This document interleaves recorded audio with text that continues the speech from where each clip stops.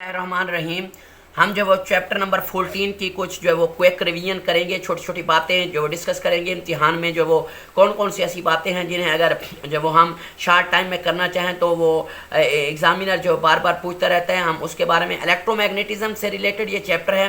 Electromagnetism जो वो physics की एक ब्रांच है जिसमें जो इलेक्ट्रिक फील्ड को मैग्नेटिक फील्ड में जो वो कुछ कन्वर्शन का जो इल्म हासिल किया जाता है। तो इस चैप्टर से रिलेटेड सबसे पहले आपको ये जो रूल्स हैं, राइट हैंड रूल, उसके बाद जो है लेफ्ट हैंड जो वो फ्लेमिंग के रूल, इनकी कुछ प्रैक्टिस होनी चाहिए। देखिए मैं आपको बता देता हूँ, हमारे पास जो एक राइट हैंड रूल, हमारे पास जो वो अगर आपको करंट की डायरेक्शन का पता हो, उसके बाद जो वो आप मैग्नेटिक फील्ड लाइंस की डायरेक्शन का पता चलाना चाहता हूँ, तो फिर आपने करना ये होता है कि आप जब अंगूठे को करंट की डायरेक्शन दें। लाइक ये मेरा अंगूठा है, मैंने करंट की डायरेक्शन, ये ऊपर की जानिब है, मैंने करंट की डायरेक्शन दे रखी है। तो हमारे पास जो मैग्नेटिक फील्ड लाइंस होंगी वो हमारी उंगलियां जो है मैग्नेटिक फील्ड लाइंस की डायरेक्शन को ज़ाहिर करेंगी। अगर करंट की डायरेक्शन नीचे की जानिब होती तो फिर अंगूठे को मैं नीचे की जानिब कर दूंगा। मैं ये हमारे पास जो उंगलियां जो है वो ये मैग्नेटिक फील्ड लाइंस की डायरेक्शन को ज़ाहिर करेंगी। तो एक तो ये रूल आपको पता होना चाहिए। दूसरा रूल, आमतौर पर हमारे पास जो वो यही रूल होता है जिसमें हमारे पास ये राइट हैंड है, राइट हैंड की ये उंगलियां हैं, ये हमारे पास मैग्नेटिक फील्ड की डायरेक्शन में जो वो हूँ, मैग्नेटिक फील्ड की डायरेक्शन में। उसके बाद अंगूठा जो वो करंट की डायरेक्शन में। तो हमारी जो पाम होती है ये फोर्स की डायरेक्शन में होती है।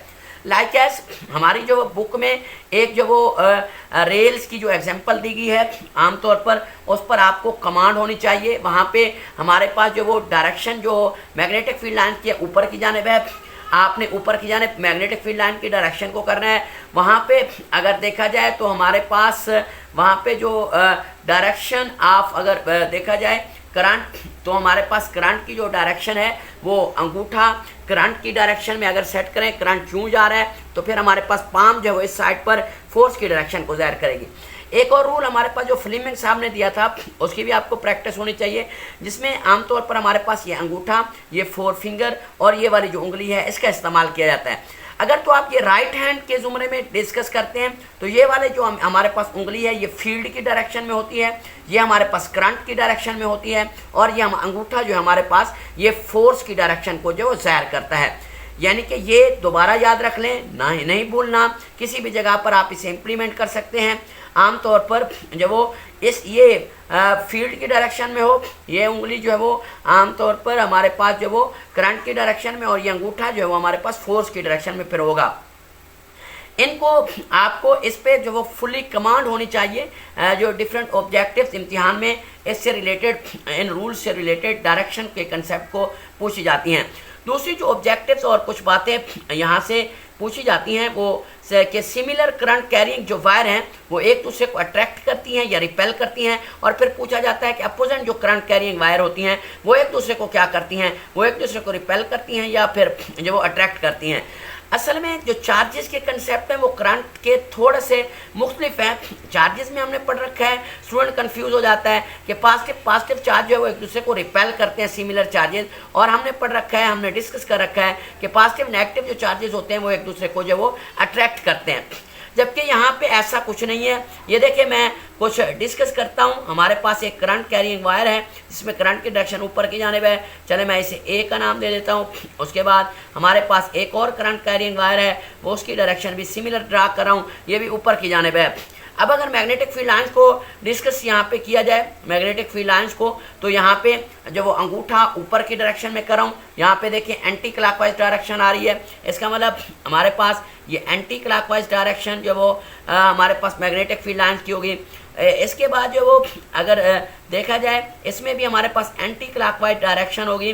किस चीज़ की एंटी क्लॉकवाइज डायरेक्शन होगी? मैग्नेटिक फील्ड लाइन की, क्योंकि करंट ऊपर की जानिब है। अगर आप इस जगह पर देखें तो हमारे पास मैग्नेटिक फील्ड लाइन कुछ इस तरह से जा रही हैं। यहाँ पे देखें तो मैग्नेटिक फील्ड लाइन कुछ इस तरह से जा रही हैं। एक दूसरे को ये वाला हिस्सा जो है, ये वाला पोर्शन जो है वो ये एक दूसरे को कैंसलाइजेशन कर रहा है, ये कैंसिल हो रही है मैग्नेटिक फील्ड लाइन। इसका मतलब इस हिस्से पर जो फील्ड है वो हमारे पास वीक है, और इन हिस्सों का यानी कि इस कोने का और इस हिस्से का इस वाले कोने का जो फील्ड है वो हमारे पास स्ट्रांग है। आपको पता है दुनिया में जो वो आमतौर पर स्ट्रांग से वीक की जानिब जो हम फील्ड को डिस्कस करते रहते हैं, इसका मतलब ये वाली जो वायर है इस साइड पर अट्रैक्ट होगी, ये वाली वायर जो है वो इस साइड पर अट्रैक्ट होगी।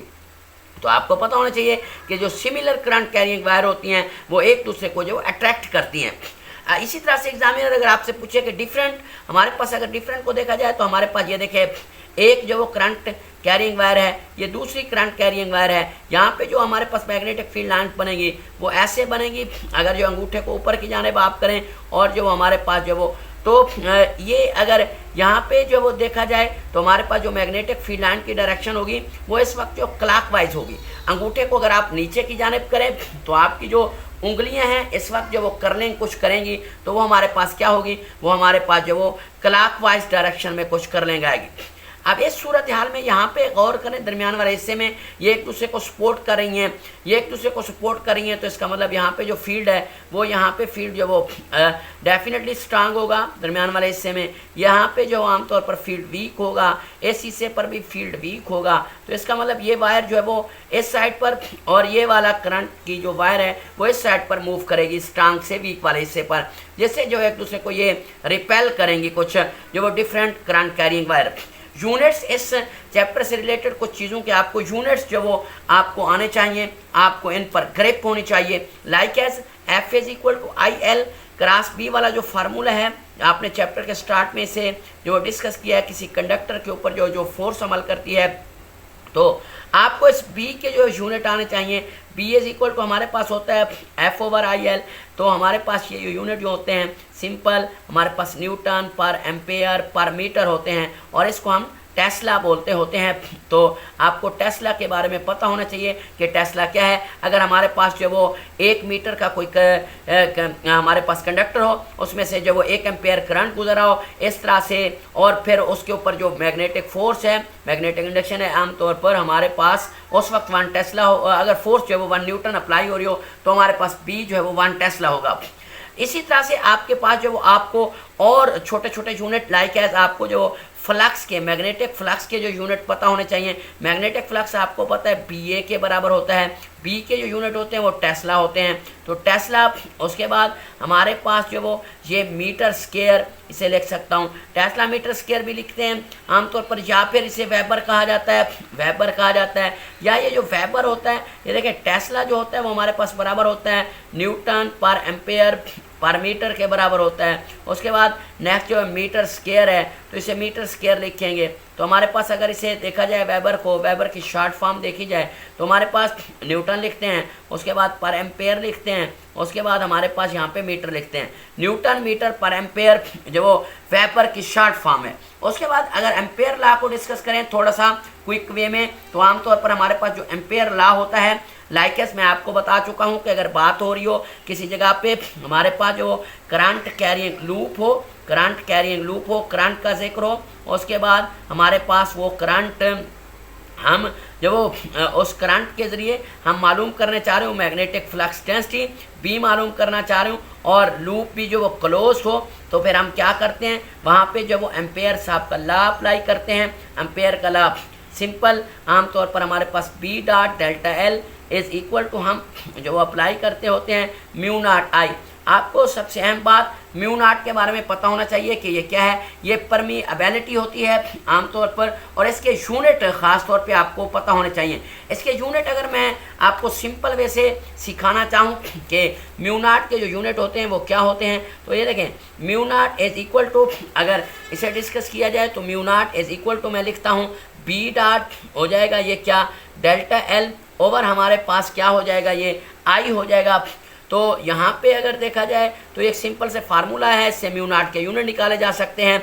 हमारे पास बी के यूनिट क्या होते हैं, देखिए बी के यूनिट मैं निकाल देता हूँ। फ्लक्स बराबर होता है हमारे पास बी ए के बराबर होता है। वैसे हमारे पास ये टेस्ला, इसके यूनिट हमने टेस्ला डिस्कस कर रखे हैं। तो बहरहाल अच्छा मैं इसे जो वो सिंपल वे में समझा देता हूँ। तो वेबर इसकी जगह पे मैं टेस्ला लिख देता हूँ। टेस्ला उसके बाद इसकी जगह पर मैं लिख देता हूँ मीटर जो वो स्क्वायर। अगर मैं टेस्ला को कुछ वेबर्स की फॉर्म में डिस्कस करना चाहूँ, ये भी ऑब्जेक्टिव में पूछा जा सकता है। हमारे पास ये वेबर, उसके बाद मीटर -2 होगा। अब ये टेस्ला की जगह पर मैं लिखने लगा हूँ, यानी कि ये बी की जगह पर मैं लिखने लगा हूँ वेबर लिखने लगा हूँ, उसके बाद मीटर -2 लिखने लगा हूँ, उसके बाद डेल्टा एल है, इसकी जगह पर मीटर लिख देता हूँ। नीचे हमारे पास जो करंट है इसकी जगह पर एम्पेयर लिख देता हूँ। हमारे पास ये आ जाएगा वेबर आ जाएगा, मीटर -1 आ जाएगा, उसके बाद हमारे पास एम्पेयर -1 आ जाएगा। म्यू नॉट के जो यूनिट होते हैं वो वेबर, मीटर -1, एम्पेयर -1 होते हैं। ये बात आपको पता होनी चाहिए। उसके बाद सॉलिनाइड से रिलेटेड आपको पता होना चाहिए। सॉलिनाइड की अगर मैग्नेटिक फ्लक्स डेंसिटी आपने कैलकुलेट की है वहाँ पे, तो आपको पता होना चाहिए कि बी बराबर होता है म्यू नॉट NIK। यहाँ से अक्सर जो एग्जामिनर n के यूनिट पूछता रहता है, याद रहे हमारे पास जो n होता है ये बराबर होता है कैपिटल N ओवर L के। तो हमारे पास कैपिटल N के यूनिट नहीं होते, लेकिन L के यूनिट होते हैं जो कि हमारे पास मीटर होते हैं, तो ये ऊपर जाके मीटर -1 हो जाएंगे। तो हमारे पास ये मीटर -1 होते हैं स्मॉल n के जो यूनिट होते हैं।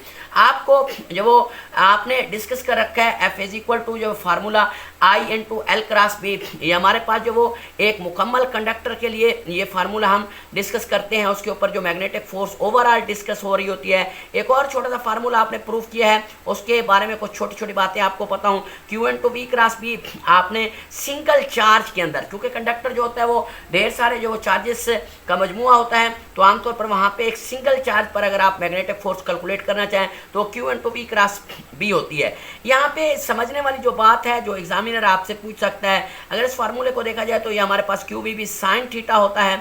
अगर इस का एनालिसिस किया जाए QVB sin थीटा, तो हमारे पास जब वो अगर हमारे पास थीटा क्या हो 0 डिग्री हो अगर, तो साइन 0 होता है, तो F की जो वैल्यू आएगी वो डेफिनेटली 0 आएगी। मैग्नेटिक फोर्स की वैल्यू 0, इसका मतलब मैग्नेटिक फोर्स ऐसी फोर्स होती है, मैं आपको बता चुका हूँ, जो क्या करती है, वो जो पार्टिकल होते हैं उन्हें सर्कल में मूव कराती है, तो सर्कुलर मोशन का सबब बनती है। इसका जो बिहेवियर है वो सेंट्रीपिटल फोर्स जैसा होता है। तो हमारे पास अगर F 0 है, इसका मतलब वो जो चार्ज आपका है जो कि हमारे पास जब वो ऐसा एंगल थीटा जब वो कुछ ऐसा बना रहा है, तो फिर हमारे पास वो स्ट्रेट लाइन में मूव करेगा, वो सर्कुलर पाथ में मूव नहीं करेगा।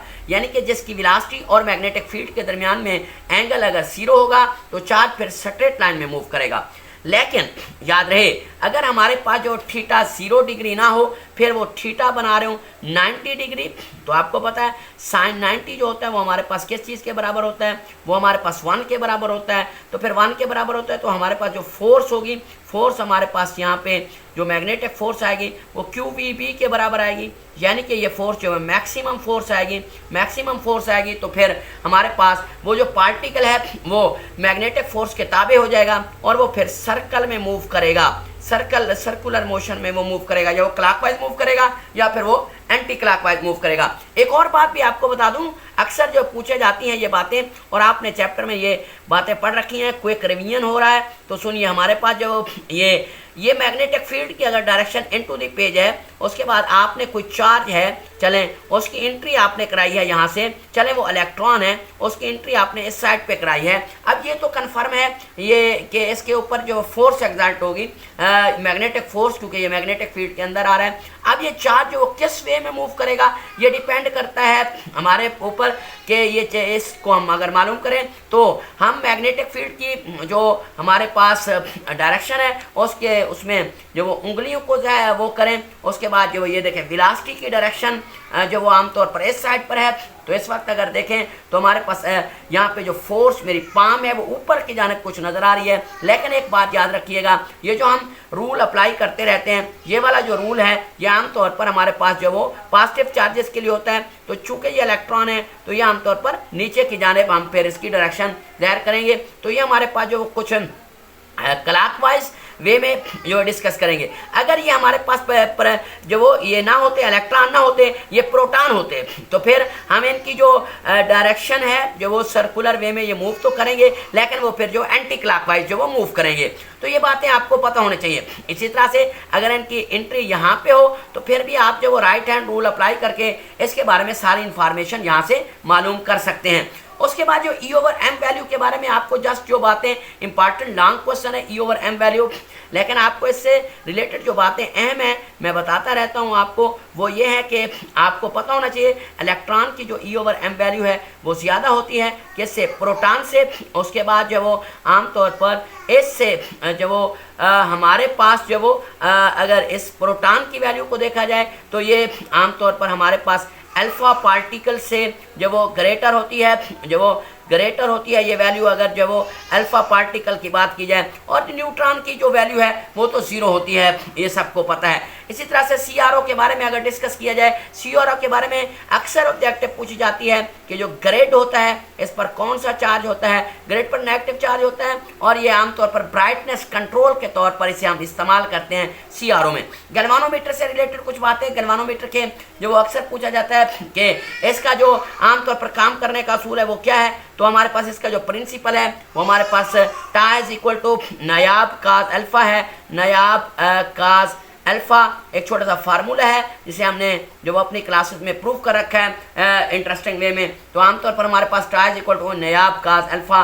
के बारे में ये इसका प्रिंसिपल है। उसके बाद आपको पता होना चाहिए गैल्वानोमीटर में सेंसिटिविटी वाले कुछ फैक्टर्स के बारे में आपको पता होना चाहिए। आपको पता होना चाहिए थीटा बटा आई जो होता है वो आमतौर पर हमारे पास जो वो अगर इसे डिस्कस किया जाए उस फार्मूले से, तो हमारे पास रिफ्लेक्शन पर यूनिट जो वो करंट की वैल्यू को, तो वो हमारे पास जो सेंसिटिविटी कहलाती है। और ये सेंसिटिविटी आमतौर पर हमारे पास कुछ इसके फैक्टर्स हैं, तो उन फैक्टर्स के बारे में आपको कुछ पता होना चाहिए। गैल्वानोमीटर की कुछ एप्लीकेशंस बुक में डिस्कस की गई हैं।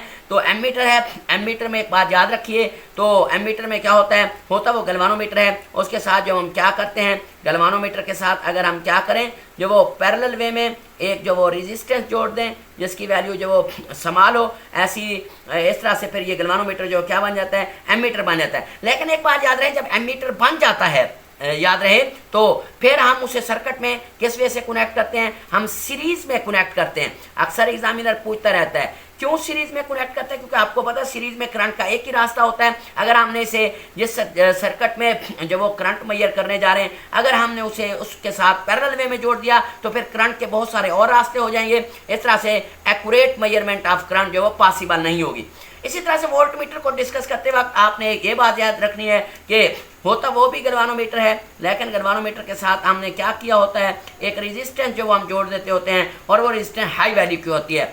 हाई वैल्यू के रेजिस्टेंस को जोड़कर फिर से एमीटर में जो वो वोल्टमीटर में तब्दील किया जाता है। वोल्टमीटर को फिर जब सर्किट में हम जो वो वोल्टेज 2 पॉइंट्स की पोटेंशियल डिफरेंस मेजर करने के लिए यूज़ करते हैं, तो फिर हम जो है वो वहाँ पे इसे क्या करते हैं, वहाँ पे हम जब वो इसे पैरेलल वे में जोड़ देते हैं, क्योंकि आपको पता है सीरीज वे में अगर हम इसे जोड़ें तो सीरीज में जो पोटेंशियल होता है वो डिफरेंट होता है, वो ड्रॉप होता रहता है। तो इस तरह से आमतौर पर फिर एक्यूरेट मेजरमेंट ऑफ करंट जो वो पॉसिबल नहीं होगी। ओम मीटर से रिलेटेड आपको कुछ बातें पता होनी चाहिए। ओम मीटर में एक बैटरी लगी होती है, एक आपके पास वेरिएबल रेजिस्टेंस होती है, तो आप जो उसके साथ फिर कुछ स्केचिंग करते हैं, एम्पेयर को जो वो कुछ स्केल बनाते हैं, एम्पेयर को ओम में तब्दील करते हैं, तो ये सारी बातें। उसके बाद जो आपको एवोमीटर लास्ट जो हमारे पास वो है, एवोमीटर से रिलेटेड पता होना चाहिए। एवोमीटर आमतौर पर एक मल्टीमीटर होता है जिसके कुछ सर्किट्स ड्रा करना आपको आने चाहिए। ये पूरे चैप्टर नंबर 14 का एक जो वो पोस्टमार्टम था, और इस पोस्टमार्टम से कुछ मेजर जो बातें थी वो मैंने आपको बता दी हैं। इंशाल्लाह ये फर्दर सीरीज जो वो एक टॉपिक को हम डिटेल के साथ डिस्कस करेंगे। एक टॉपिक से रिलेटेड जो ऑब्जेक्टिव्स इम्तिहान में पूछी जाती रहती हैं उनको हम डिस्कस करने की जो वो कोशिश करेंगे। अगर आपने चैनल को सब्सक्राइब नहीं किया, सब्सक्राइब कर दें। अल्लाह हाफिज़।